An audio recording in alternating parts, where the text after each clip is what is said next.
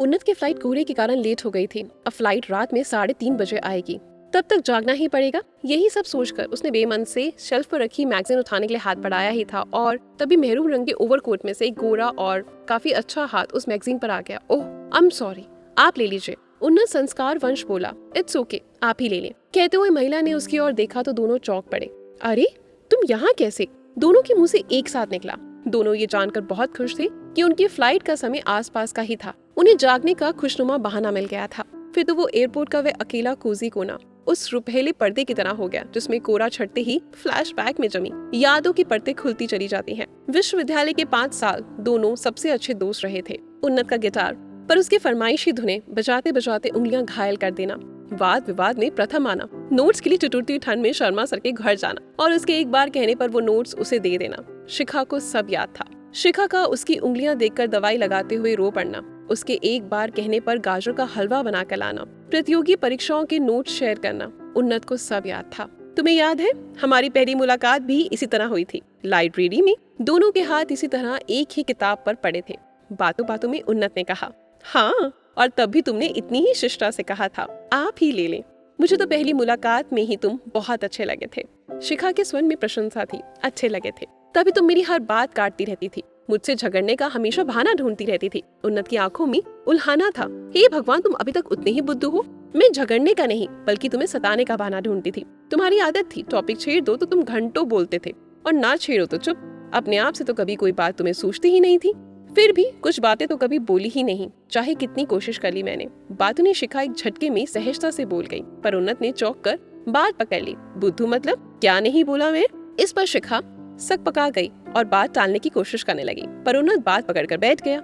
जिस लड़की को उसने दिल में बिठा कर रखा था, हमेशा सम्मान दिया था, वो उसे बुद्धू कह रही थी। जल्दी शिखा को कुछ याद आ गया और उसने बात संभालने की कोशिश करी। तुमने कई बार कहा है कि तुम अकेले में कुछ कहना चाहते हो, पर जब अकेले में मैंने याद दिलाया तो कुछ कहा ही नहीं। मगर उन्नत के दिल पर जमी हिमालय सी बर्फ को उष्णता मिल चुकी थी, वो पिघल चली। क्या कहता मैं? जब तुम्हें टाइफाइड हुआ था तो सारी सारी रात जाकर तुम्हारे सब्जेक्ट के नोट्स क्यों बनाता और उन्हें तुम तक पहुंचाने के लिए दिसंबर के महीने में सुबह सुबह आधे घंटे पहले घर से क्यों निकलता था?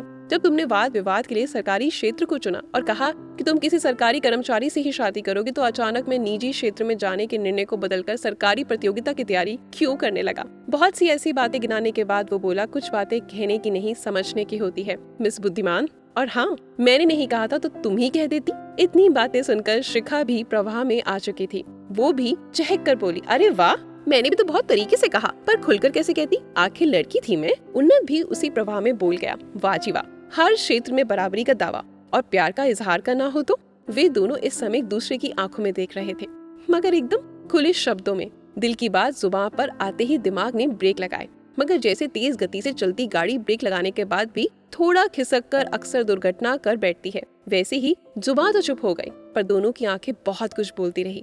आज इतने सालों बाद ये पता चलने पर कि जिसे उन्होंने टूटकर चाहा, उनका वो पहला प्यार भी उन्हें ही प्यार करता है, वे काफी खुश थे और दुखी भी। काश हम तब ये बात समझ पाते, कह पाते। उन्नत कुछ देर बाद एक ठंडी सांस लेकर बोला, और काश अब ना समझते, आप ना कहते। ये सोचकर जीना कितना आसान था कि मेरा प्यार एक तरफा था।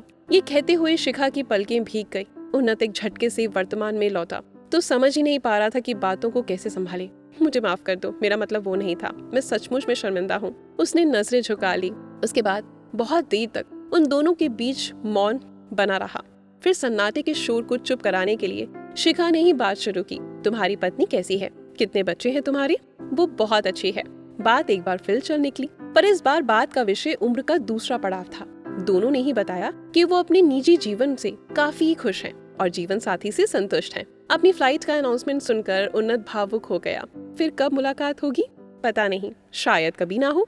लेकिन एक बात कहना जरूरी है जो शायद फोन पर ना कह पाऊं। मैंने कहा था ना कि अब हम दिल की बात ना कहते तो अच्छा ही होता, पर अब लगता है कि ये ठीक हुआ। ऐसी कौन सी कमी थी मुझ में जो मेरे प्यार ने मुझे स्वीकार नहीं करा? ये सोच कर ही शायद वो खालिश थी जिसके कारण अपने अतीत को याद नहीं करना चाहती थी, पर आज वो फांस भी निकल गई। उन्नत भी ऐसा ही महसूस कर रहा था। उसके बाद सामान समेटना, बाय बोलना, मोबाइल नंबर लेना, फ्लाइट में बैठना, सब कुछ ऐसे महसूस हुआ जैसे वो खुद ना करके किसी चलचित्र पर देख रहा हो।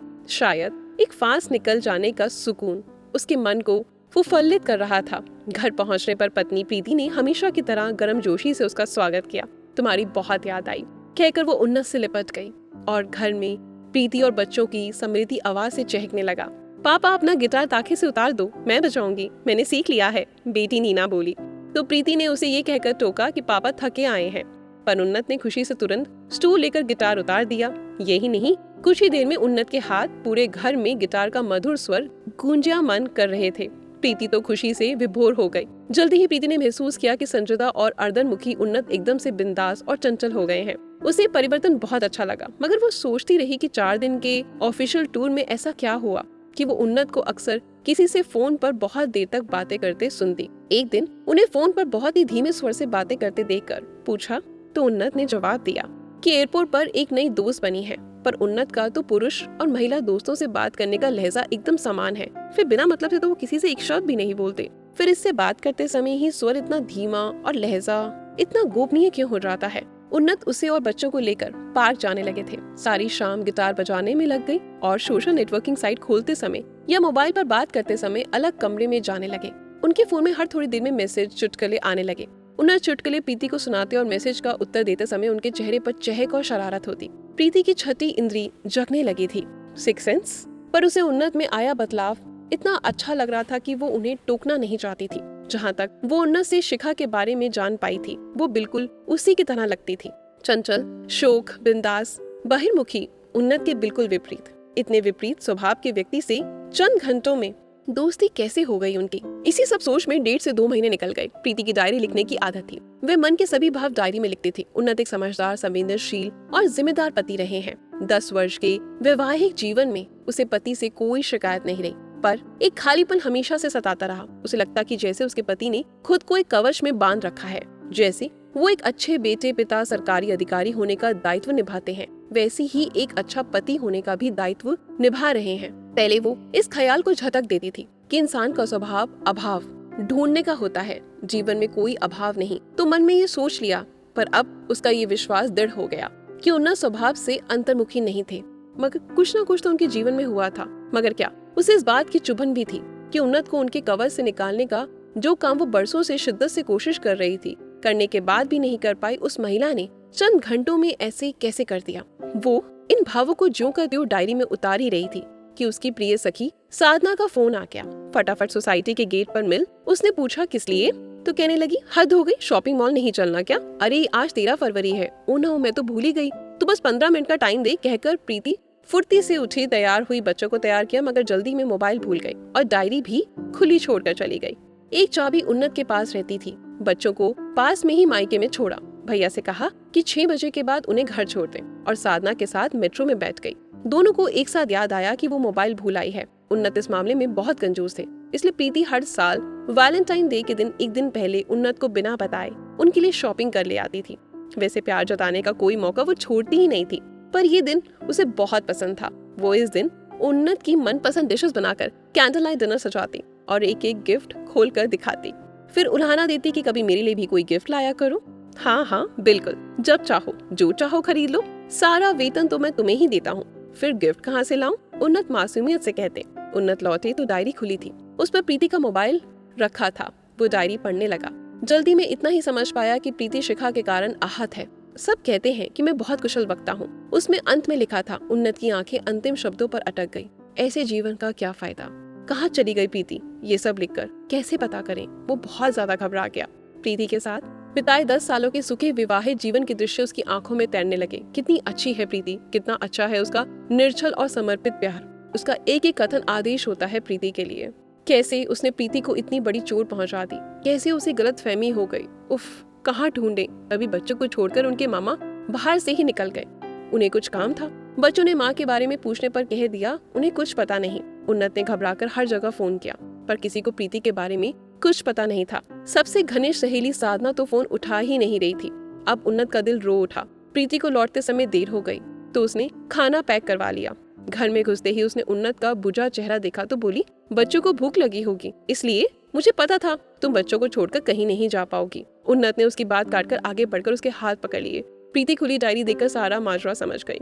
बच्चों को सुलाने के बाद उसने 10 सालों में पहली बार उन्नत से खुलकर झगड़ा किया और शिखा के बारे में सब कुछ बताने को कहा। दोनों ने चांदनी रात में बालकनी में आराम से बैठकर बातें शुरू करी। प्रीति जैसे जैसे उन्नत के फुफल्लित विद्यार्थी जीवन और शिखा के बारे में सुनती गई, उसके चेहरे की मुस्कुराहट लौटती गई। बातचीत सूर्य की पहली किरण के साथ खत्म हुई तो उन्नत ने भावुक होकर प्रीति को बाहों में लिया और उसके माथे को चूमते हुए कहा, तुम मेरा आज हो और आज मैं तुम्हें बहुत प्यार करता हूँ। मैं सपने में भी तुम्हें आहत नहीं कर सकता। आज पति के आलिंगन की उष्णता ने प्रीति के संपूर्ण अस्तित्व को पिघला दिया। उसका बदन वैसे ही सिहर उठा जैसे प्रथम स्पर्श से सिहरा था। उसकी आंखें नम थी और वो पति के मधुर स्पर्श से पूरी तरीके से खोई हुई थी। तभी वो बोले, काश मेरी शिखा से दोबारा मुलाकात ना होती तो तुम्हें चोट ना पहुंचती। अब मैं उससे बात नहीं किया करूंगा। किसने कहा? आपकी शिखा से मिलने या बात करने से मुझे चोट पहुंची है? प्रीति चुलभरे स्वर में बोली। उसकी बात सुनकर उन्नत ने उसका चेहरा अपने सीने से हटाकर अपने हाथों में ले लिया और उसकी आंखों को पढ़ने की कोशिश करते हुए बोला, क्या क्या कहा तुमने? तुम आहत नहीं हो? फिर तुम्हारी वो डायरी की बातें और झगड़ा? डायरी में तो मैंने केवल अपनी उत्सुकता लिखी थी। आप में आए अचानक परिवर्तन के प्रति आपके मन में चोट था, इसलिए आपने उसे अलग ढंग से लिया। रही बात लड़ाई की, तो जब आप इतनी मुश्किल से अपने कवच से बाहर आए थे तो मुझे भी कुछ तो करना ही था आपके मन का बंद दरवाजा खोलने के लिए। प्रीति ने अपना सिर फिर से उन्नत के सीने पर रख दिया। मैं तो बहुत खुश हूँ कि आपकी शिखा से दोबारा मुलाकात हुई। जिस प्यार के कारण, जिस मुलाकात के कारण 10 साल में पहली बार आपने मुझे अपनी बाहों में लेकर आई लव यू कहा है। पहली बार इतने प्यार से मेरा चेहरा हाथों में लेकर मेरी आंखों को पढ़ने की कोशिश की है। पहली बार खुले मन से चहककर नितांत व्यक्तिगत बातें मेरे साथ बांटी हैं। पहली बार हमने सारी रात बात की है। जिस प्यार के कारण आपने मुझे बताया कि आप मुझे इतना प्यार करते हो, मुझे आहत नहीं करना चाहते, वो प्यार तो अमृत कलश है। शायद उसी मुलाकात के कारण आपको पता चला कि आप मुझे कितना प्यार करने लगे हैं और अपने जीवन से कितने संतुष्ट हैं। आपसी भरोसे और कर्तव्य निष्ठा की बुनियाद पर टिका हमारा प्यार इतना कमजोर नहीं कि अतीत के खुशवार हवा के झोंके से डर जाए या बिखर जाए। जिस प्यार ने आप में इतना प्यारा बदलाव ला दिया, मुझे ऐसे प्यार से कोई आपत्ति नहीं। प्रीति ने आखिरी वाक्य सीधे उन्नत की आंखों में देखकर बड़ी ही शरारती मुस्कुराहट के साथ कहा, हट पागल, अब हमारे बीच कोई प्यार मोहब्बत की बातें नहीं होती। लेकिन हाँ, तुमने कहा है कि तुम्हें कोई आपत्ति नहीं, याद रखना। अब उन्नत के स्वर में वही खनक भरी शरारत आ गई और उसने पूरी उष्णता के साथ प्रीति को बाहों में भर लिया। चलिए, आज हम अपने जीवन का सबसे सुंदर वैलेंटाइन डे बनाएंगे। कहाँ ले चल रही हैं आज? प्रीति की आवाज में भी बहुत ज्यादा चहक थी। कैसी लगी आपको हमारी ये कहानी? अच्छी लगी हो तो वीडियो को लाइक और शेयर जरूर करना। और हाँ, अपनी ईशा को ऐसे ही खूब सारा प्यार देते रहें। प्यार देने के लिए अपने प्यारे से चेहरे पर प्यारी सी मुस्कुराहट के साथ वीडियो को शेयर जरूर कर दीजिएगा। और हाँ, इंतजार जरूर करिएगा हमारा। हम मुलाकात करेंगे आपसे कल कुछ नई चीजों के साथ।